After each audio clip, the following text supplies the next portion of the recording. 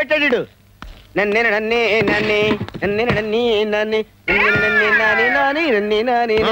చెప్పవా? ఏం చెప్పమంటావా? కాశీ మందులు కలిసి చెప్పమంటావా? నువ్వు తినేది ఏంటో చెప్పవా? నీ దగ్గరే ఉందో చెప్పవా? ఆ ఇడ్లీ ఉప్మా చపాతి. ఇడ్లీ ఎంత? 3 రూపాయలు. చట్నీ ఫ్రీ. ఫ్రీయా? ఉప్మా 5 రూపాయలు. చట్నీ ఎంత? ఫ్రీ. ఫ్రీయా? అయితే 2 ప్లేట్ చట్నీ తీసురా. చట్నీయా? వట్టి చట్నీ ఏం చేసుకుంటావా? పట్టించి తలస్నానం చేసుకుంటా. నీకెందుకు తీసురావా? ఎవడండి హోటల్ కొత్తలో ఉన్నాడు. రే ఇస్తాను నీకు చిన్న జలక్ పట్రా చెప్తా.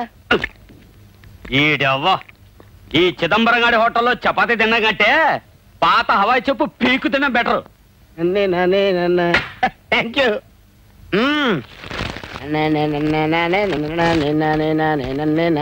జబరొట్టి చట్నీ తింటే happy happy happy.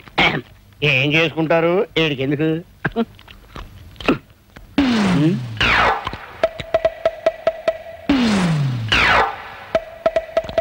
Chidambaram Chidambaram ఏంటి ఆంబోతులు అలా అరుస్తున్నావు?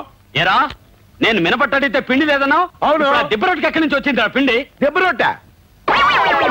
నేను బిల్లి ఉన్నాను. రై నీకు దెబ్బ రొట్టె ఎక్కడి నుంచి వచ్చిందా? ఎక్కడి నుంచి రావడం అంటే ఇంటి దగ్గర నుంచి తెచ్చుకున్నావు. ఇంటి దగ్గర నుంచి తెచ్చుకున్నావా? అవును.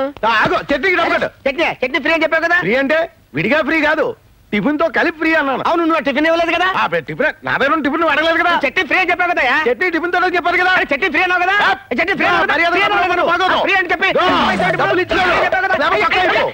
ఏంటన్నయ్య అప్పాజీతో గొడవ పడుతున్నావు? అప్పచ్చా ఇన్ని ముందే తెలుసా? తెలియకపోవడం ఏంటి? నేను పనిచేసే చోట ఈయన డ్రైవర్ గా పనిచేస్తున్నాడు. నన్ను ప్రేమించాడు, శోభనం కూడా చేసుకుంటాడు.